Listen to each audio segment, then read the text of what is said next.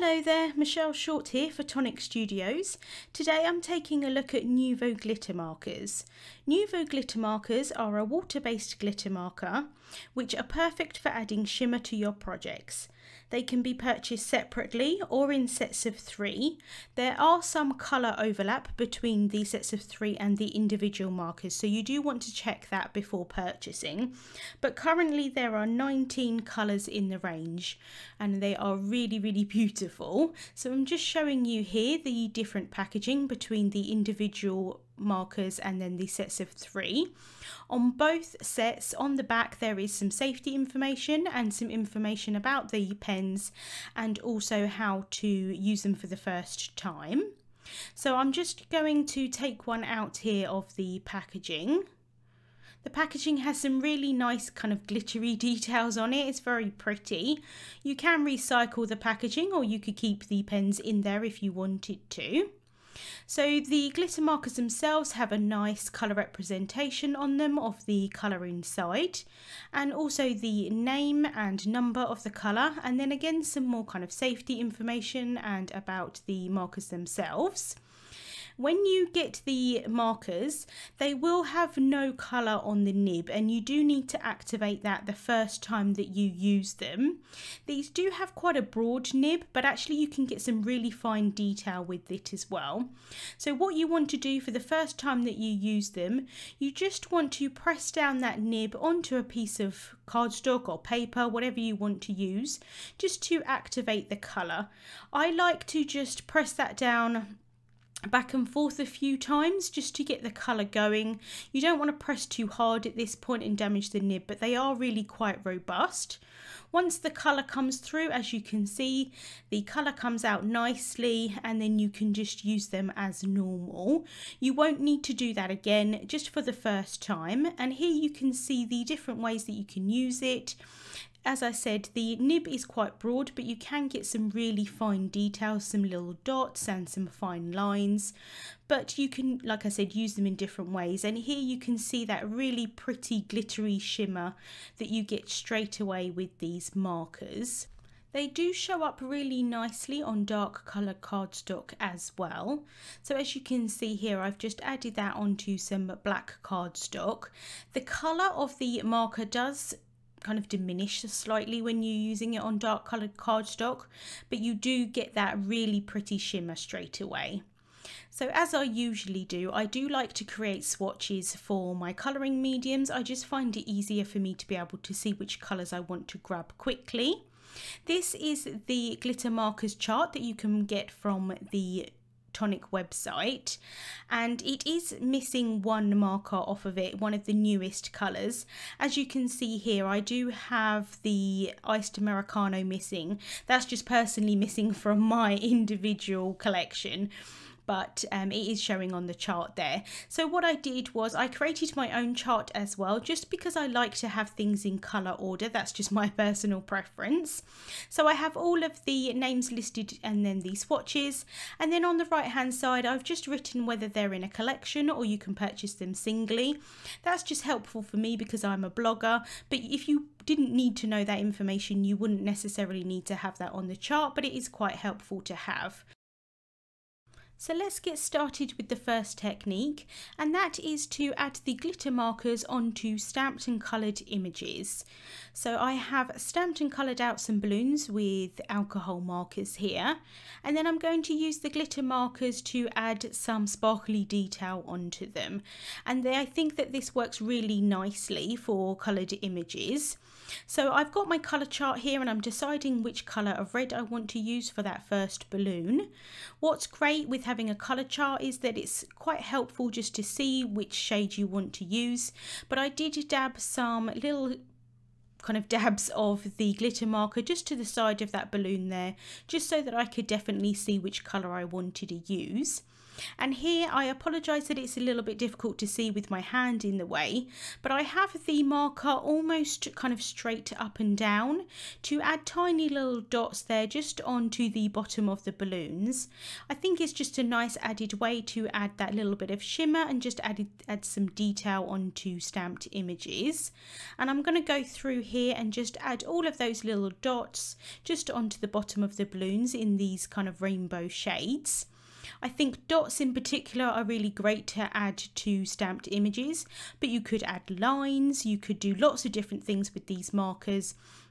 If you didn't want to add anything onto stamped images, you could create backgrounds with these on their own, or create lines like plaid background would be really nice to use with these markers. But I do personally really like to use them just to add some subtle detail onto stamped images. And like I said, a really quick and easy way just to add that extra detail and add a little bit of sparkle. And you can see there how they really shimmer in the light. For my project, I also stamped out a unicorn from the Unicorn Wishes set, which is the same set that I used for the balloons.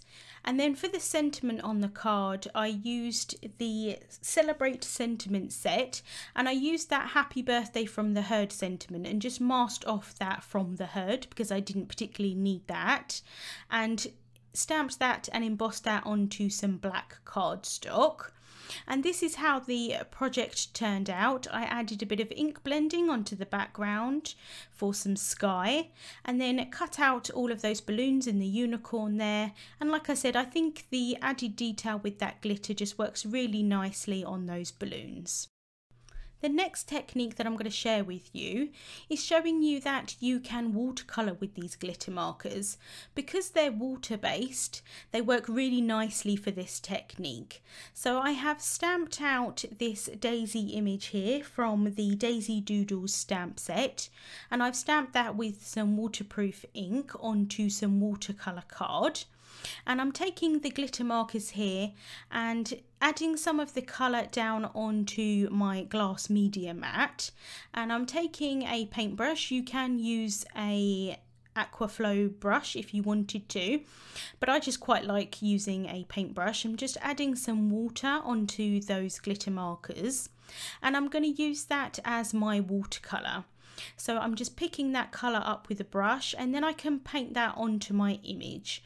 I did find out that the strawberry bonbon colour was a little bit too light for what I wanted, so I'm using the pressed peony colour for most of this image, and then I go in and add a darker colour. So this colour here is the raspberry tart colour, and it's quite a bit brighter, but when you mix it with that pressed peony colour, it does dull it down a little bit, which is what I personally wanted for this image.